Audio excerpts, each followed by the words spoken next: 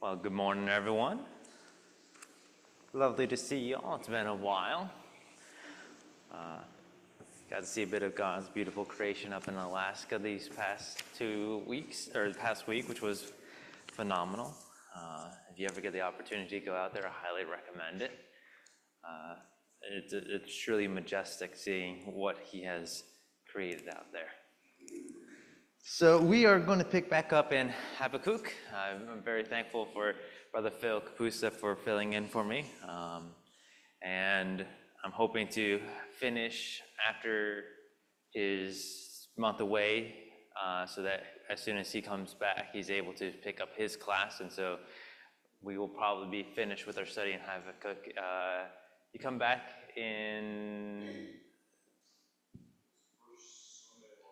first Sunday of August, so we're hoping to finish up the study of Habakkuk by the first Sunday in August.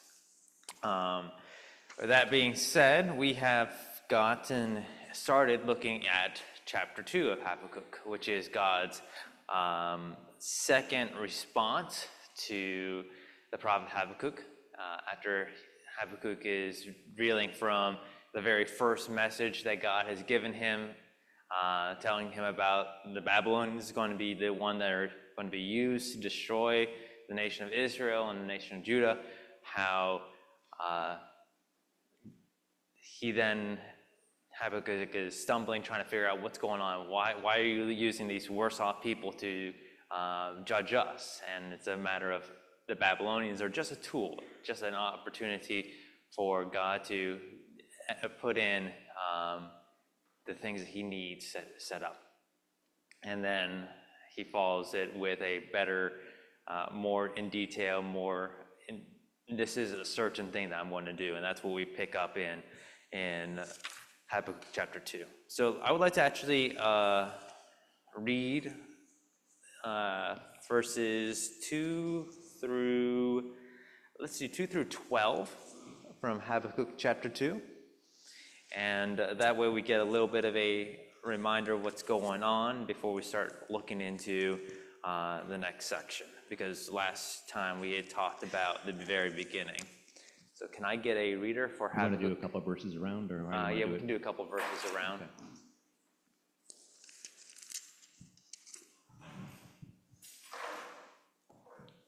The just live by faith. Then the Lord answered me and said, write the vision and make it plain on tablets, that he may run who reads it. For the vision is yet for an appointed time, but at the end of it will speak, and it will not lie. Though it tarries, wait for it, because it will surely come. It will not tarry. Behold, the proud. His soul is not upright in him, but the just shall live by his faith.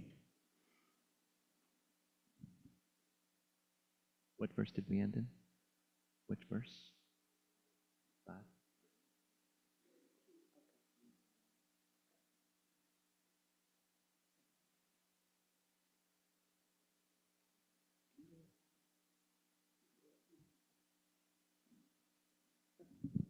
Yes, moreover, wine is treacherous, a proud man who doesn't stray at home, who enlarges his desire as Sheol, and he is like death and can't be satisfied, for gathers to himself all nations and heaps to himself all peoples. Won't all these take up a parable against him and taunting proverb against him and say, woe to him who increases that which is not his, and who enriches himself by exhortation. How long?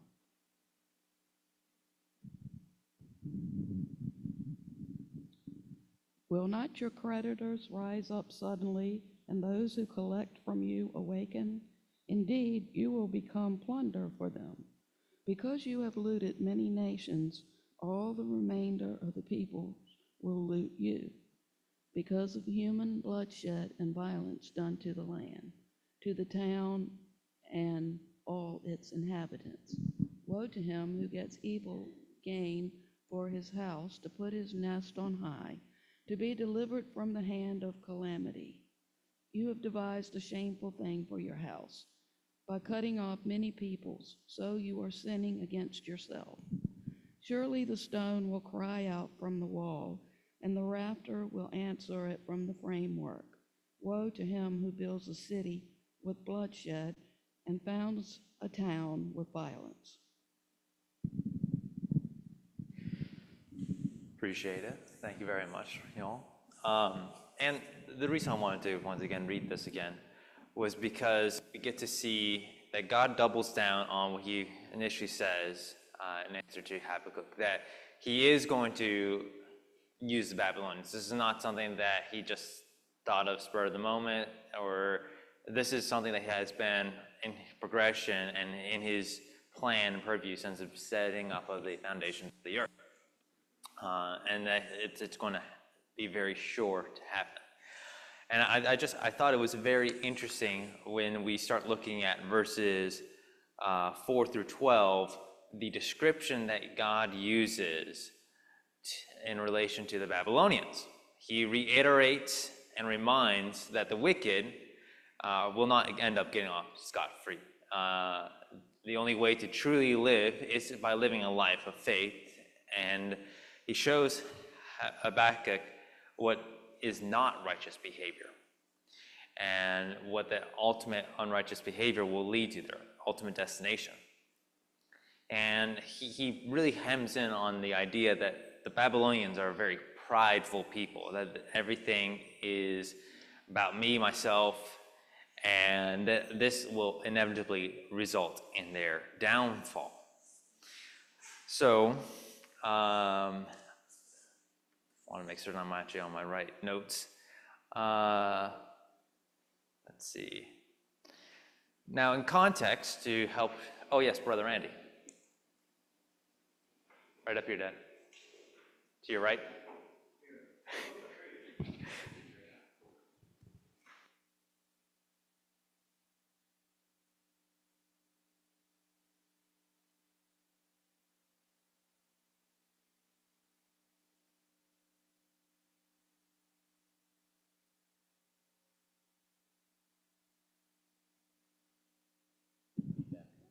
I think verse 4 about the just shall live by faith would have been a huge encouragement to Daniel and other faithful people who were taken to Babylon and saw the idolatry of Babylon. They could just be convinced that if they would be faithful to their God, everything would work out okay. I did catch on that one verse that talks about encouragement, but there's another verse a little bit later on that God uses as a source of encouragement. So thank you for bringing that one out. Brother Walter in the back. And the other perspective is the just shall live by faith. It is by your faith that you will live in the end when everything is said and done, not just the way you live your life, because it leads, one leads to the other.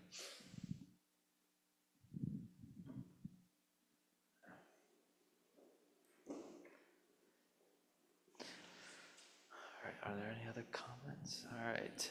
So, as I said, Babylonians' pride resulted in their ultimate downfall. And for context, I would like to look over into the book of Daniel. Daniel gives us a little bit of a better understanding of what King Nebuchadnezzar's character was like and what ultimately was the downfall for Babylon. So I would like to turn over to Daniel chapter 4. And as a bit of a refresher, Nebuchadnezzar just had a dream, and this dream is involving a tree that it's underneath its boughs, the beasts of the field are living and the birds of the air are dwelling. And he's calling for all the wise men, trying to get an answer of what is this dream? What is so significant about this dream? Why is it so significant that this tree gets cut down? And it isn't until Daniel shows up that the meaning of the dream is explained. And so I want to pick up in verses 20 to 27 of Daniel chapter 4, if I can ever read it for that.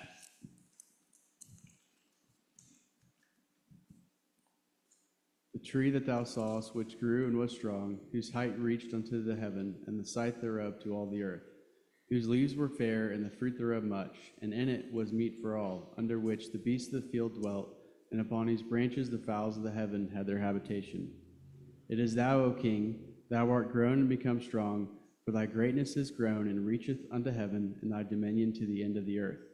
And whereas the king saw a watcher and an holy one coming down from heaven, and saying, Hew the tree down and destroy it, yet leave the stump of the roots thereof in the earth, even with the band of iron and brass, and the tender grass of the field, and let it be wet with the dew of heaven, and let his portion be with the beasts of the field, till 7 times pass over him. This is the interpretation, O king, and this is the decree of the Most High, which is come upon my lord the king, that they shall drive thee from men, and thy dwelling shall be with the beasts of the field, and they shall make thee to eat grass as oxen, and they shall wet thee with the dew of heaven, and 7 times shall pass over thee, till thou know that the Most High ruleth in the kingdom of men, and giveth it to whomsoever he will. And whereas they commanded to leave the stump of the tree roots, thy kingdom shall be sure unto thee. After that thou shalt have known that the heavens do rule. Wherefore, O king, let my counsel be acceptable unto thee, and break off thy sins by righteousness, and thine iniquities by showing mercy to the poor, if it may be a lengthening of thy tranquility. So, thank you very much. We read here how this one tree has been able to gather all that surrounds it. And it's one tree standing out, is able to have all the beasts of the earth and the birds of the air in and nestled around it. It is very similar language that we read in Habakkuk about how everything is gathered together. They successfully have everything within its realm. And in here we get to see a little bit about how prideful Nebuchadnezzar was, and Daniel was able to try to say, this is some of the things that you should do to hopefully rectify the situation, not bring this judgment upon you.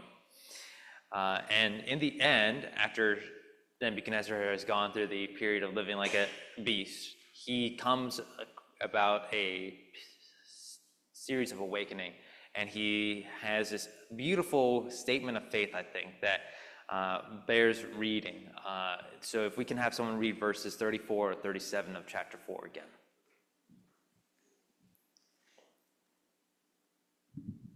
Sorry, where was that again? Verses 34 through 37, please.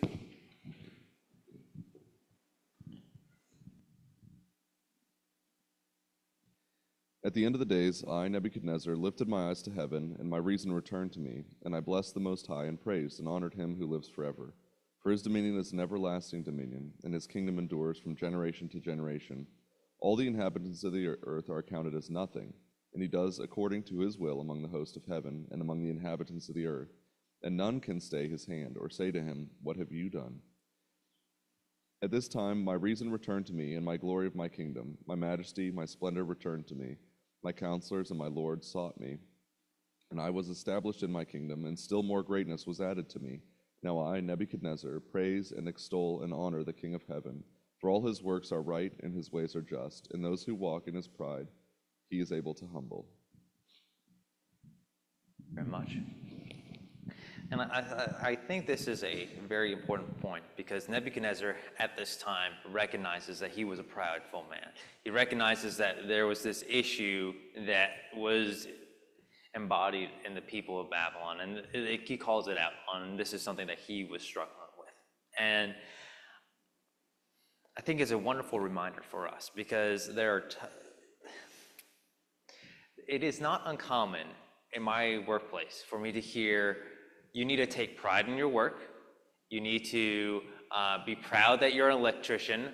In the trades, at least in the electrical field, the view of electricians we are the top dog in sense of all other trades. All other trades are below us, beneath us. We are the cleaner job. We are the more refined job, the more technically savvy job. Therefore, there's more smarts, there's more brains. Therefore, you should take pride and you should act like you're the boss and all that. That's not very much my nature to try to behave that way. And so for me, it's a very counterintuitive means to live and work. And when I see how God talks about pride in this way, and talking about this pride can be your ultimate downfall if you walk in that life and in that lifestyle. And that we have to realize that even if we do walk in that way, God is ultimately the one who is in control, and He can easily knock us down several pegs if we get too big for our britches. So in the next chapter over, we get to see truly the fully knocking down of Babylon, where Belshazzar has this great massive feast, and he ends up using the temple of God's dishes for an orgy filled with wine and praising false gods. That's the whole point of this big giant feast. And Daniel sums it all up very well in verses 18 to 23. And I would like to have another reader for that, please. Was that chapter 5? Yes.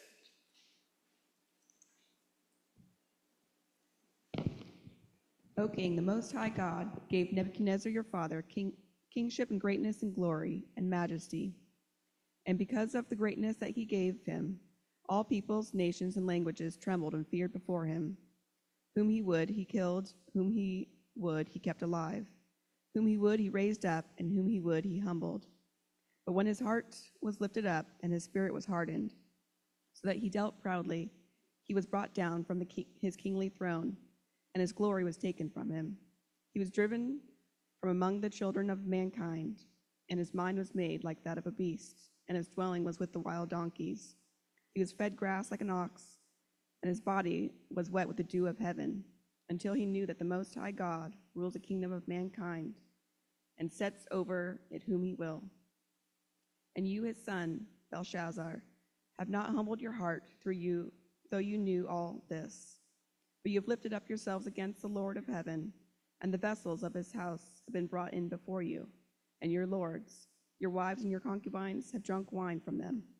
And you have praised the gods of silver and gold and bronze, iron, wood, and stone, which do not see or hear or know, but the God in whose hand is your breath, and whose are all your ways, you have not honored. Then from his presence the hand was sent, and his writing was inscribed. And this is the writing that was inscribed, many tekel parson. Appreciate it. And I wanted to read this because we actually hear and see what God talks to Habakkuk in the character of Babylon being truly fulfilled, and how Daniel describes and sums up who Babylon was, who Nebuchadnezzar was, and how this lifestyle, or how this, how they very much embodied that spirit that we read in Habakkuk. And I felt it warranted the opportunity to think about that, because we are at this time we've been looking at only this is what it talks about in the future, but now we have actually seen this being fulfilled.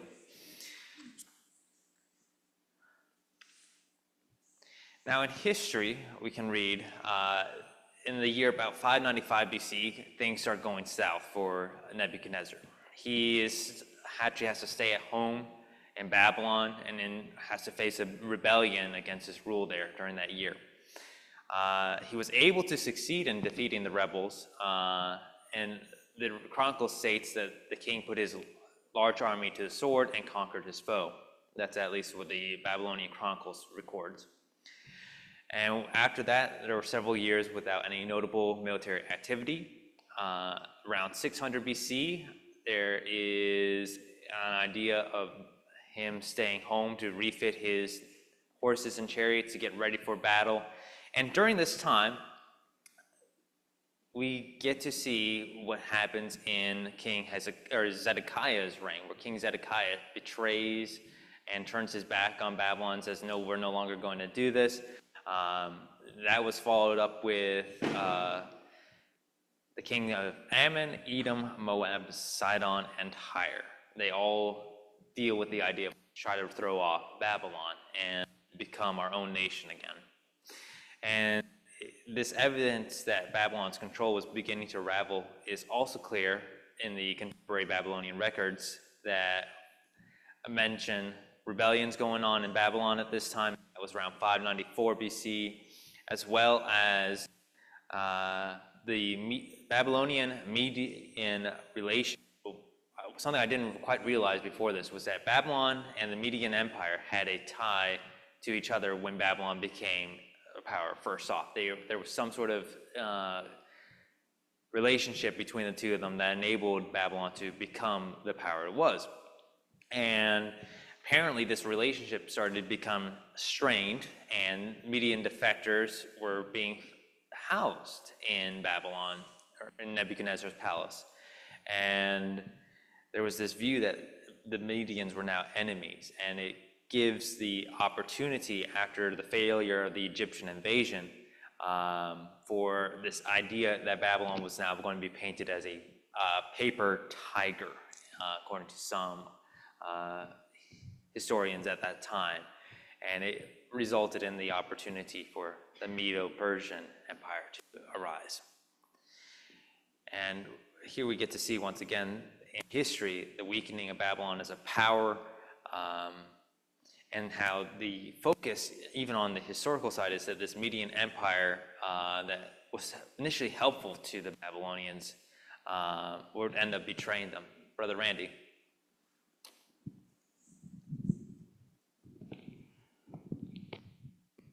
Was it the rebellion that you mentioned that weakened them, or a different ruler, or what caused them to weaken? Do you know? It's like the rebellions resulted as a lack of strength, a lack of military strength that seemed to be prevalent. After Nebuchadnezzar, things weren't as... So because of the massive travel that they had to do from across the Fertile Crescent down through the Middle East to get to Egypt, Egypt was at that time a world power alongside Babylon. With Nebuchadnezzar coming against Egypt, fighting them, being able to weaken Egypt to the point that Egypt was no longer a world power, but not overthrow them and actually conquer them, it resulted in this common thought throughout the rest of the realm that maybe we could throw off him because he's not able to defeat Egypt, who used to be viewed as such a strong power. And so the mentality starts changing in the people's minds from fear of the Babylonians to maybe there's something that we can do because these Egyptians were able to accomplish a weakening of Babylon and weakening of their military might. And because Nebuchadnezzar wasn't always at home, there was opportunities there that things would be done in and behind the scenes for different people who had their own agendas and own wishes to seize power and control. There was actually one where it was a family member that Nebuchadnezzar actually sat in as an actual judge for and killed off his family member because his family member was trying to betray him.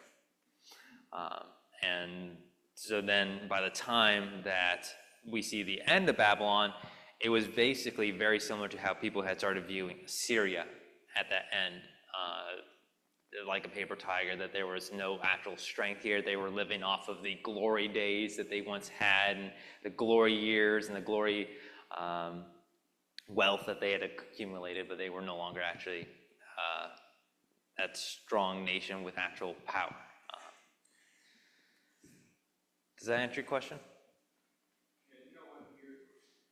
So the years would start around 595 BC, and around 594 is where we read of Israel's rebellion against Babylon, and that's when Israel fully gets wiped out. But basically, it really started right around the end, right around 595 to 594 and going on down.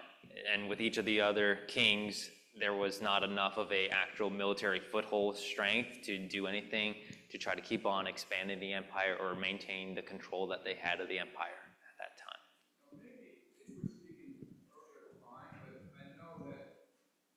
I know that in Jeremiah, God prophesied through Jeremiah that Egypt would fall to Babylon because a lot of the Israelites were looking to Egypt for safety. Right. And he says Babylon will come in and not wipe out Egypt, but do a lot of damage to Egypt. Right, and that's indeed what happens. So Egypt gets a crushing blow when they try to help the Assyrians first time, and that's in the Battle of Carchemish.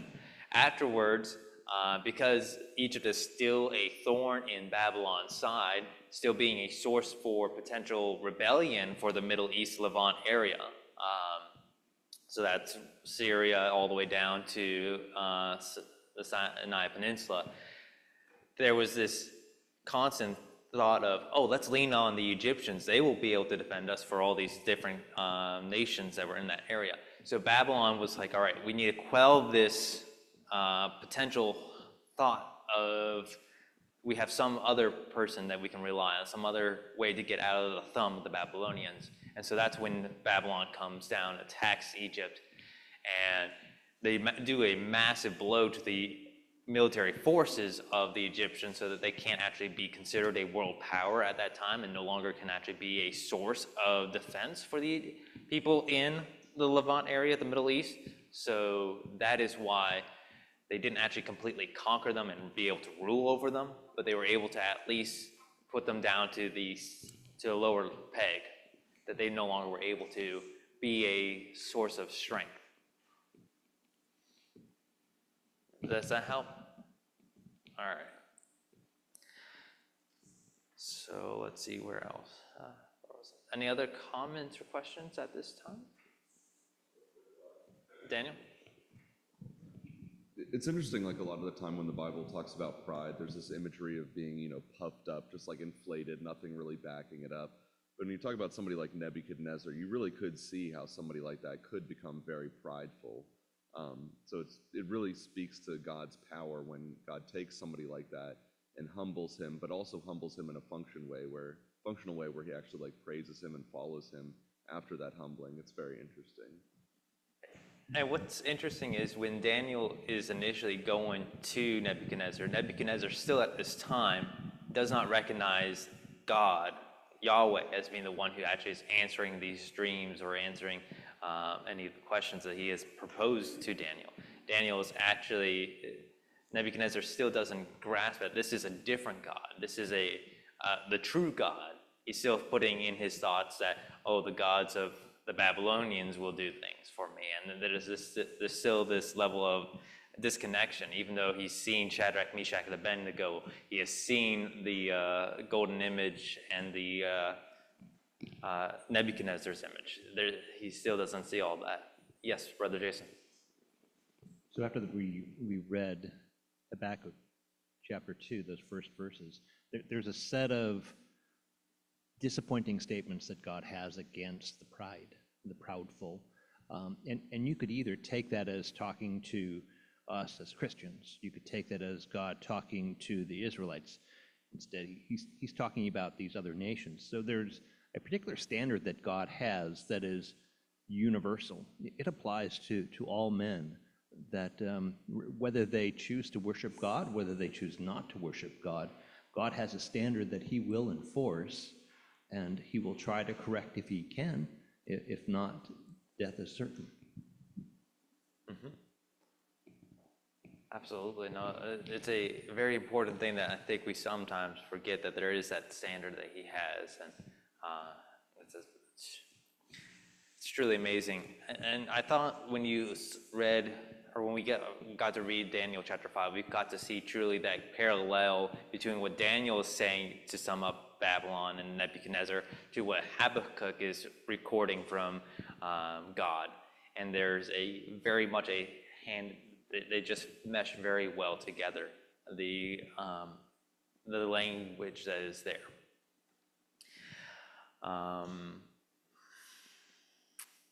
And any other thoughts?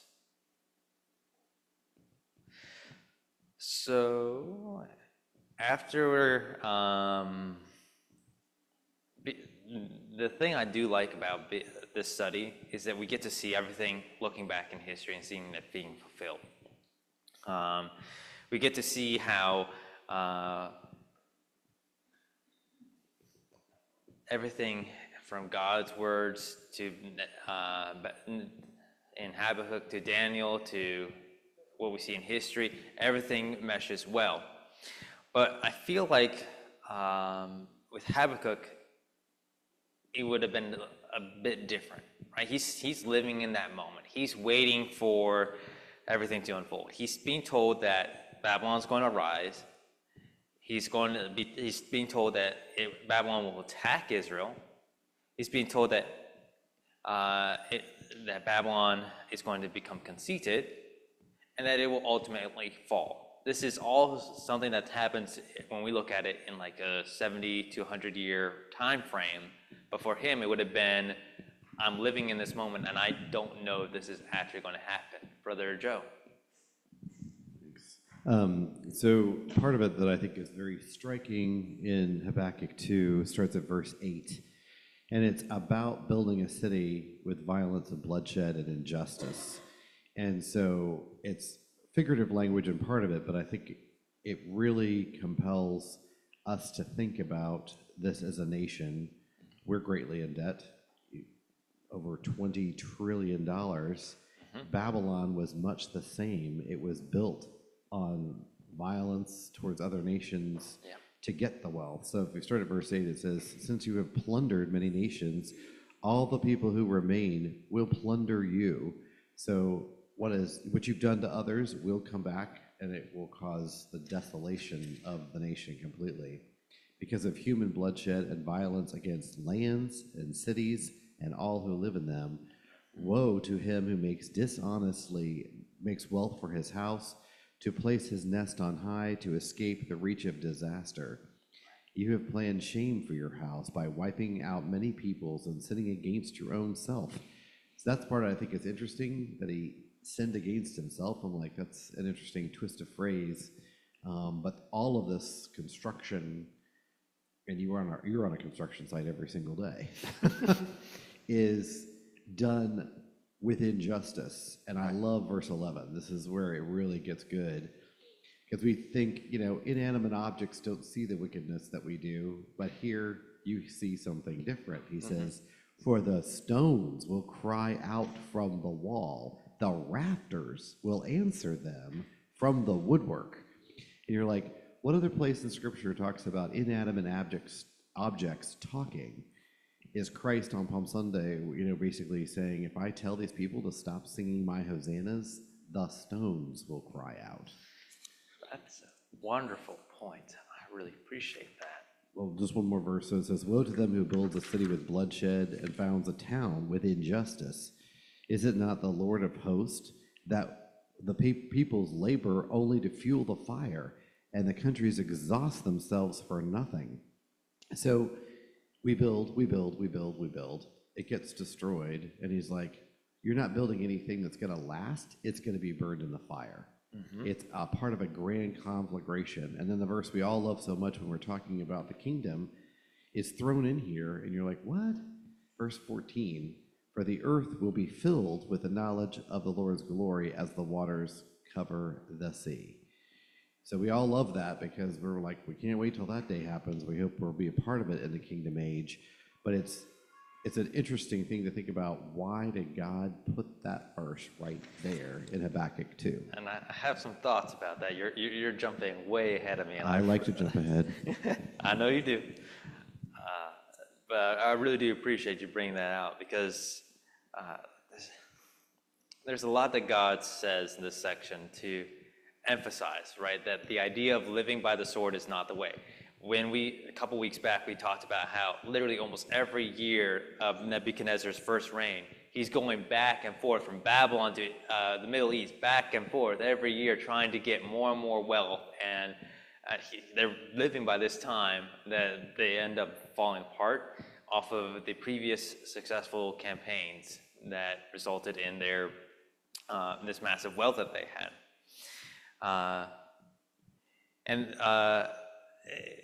I think it's interesting, because God uses their destructive tendencies, their desire to destroy and wipe things out, for his plan to be enacted, right? It's a temporary use. He uses them as a tool, and then, as Brother Jason brought out, he does not condone it. He does not encourage or say to other people, this is how you need to live your life, or justify this wickedness. Instead, he just uses them as a tool and says, this is your way of living is going to result in your judgment. It's going to result in your destruction. And Brother Joe really did bring out a great point. I wanted to kind of capitalize on the idea of the analogy of the creditor that is involved in these verses. God essentially gave them this loan, a loan for power and strength. And they then had the opportunity to use it however they wanted. And they use it poorly. They use it in a way that results in the pride being their common, instead of giving the praise and glory to God, which I think you kind of see with Darius. He recognizes God when the prophecy is told to him. He's like, okay, yes, let's go send the Israelites back to their land. This is God actually working with me.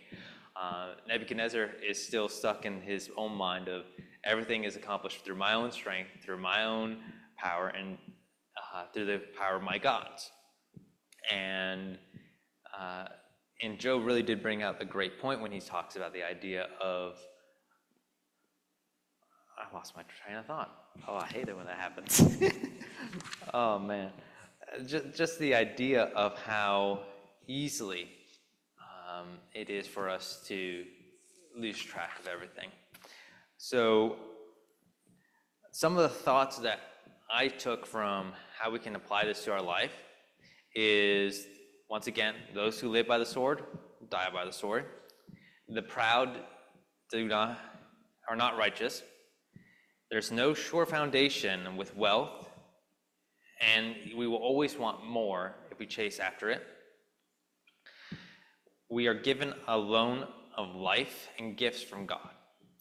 What we are going to do and how we are going to use it will determine if it's for good or for ill.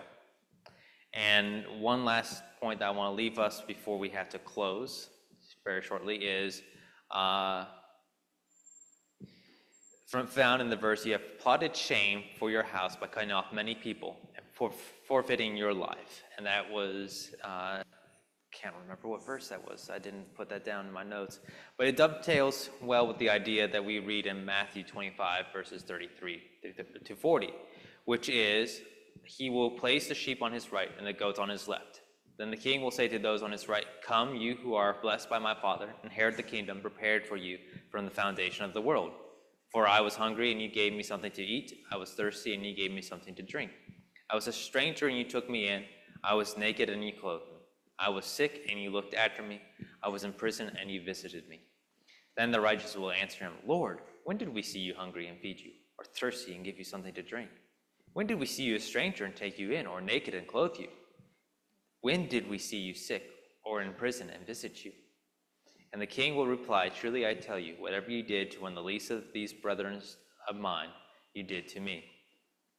I think that's a very good image for us to think about. When we look at our life, we can see different gifts, different talents, different blessings that God has given us. And we can choose how we're going to use them. Are we going to use them for our glory, or are we going to use them for God's glory?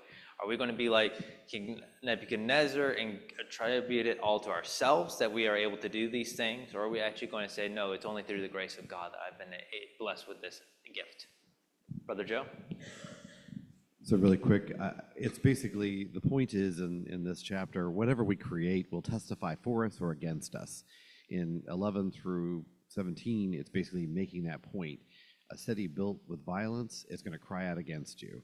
A city built in peace will cry out for you, by contrast. So in everything, the lesson for our lives is what we create with our mouth, with our hands, with our mind, is going to either testify for us or it's going to testify against us.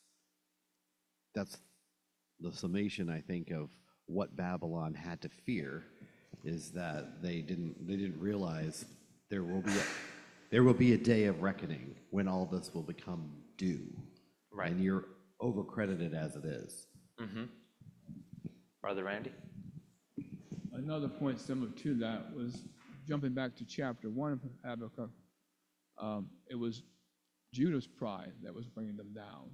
And he's showing through Habakkuk, or whatever you call him, that he's not just the judge of the Jewish people, he's the judge of the Gentiles as well.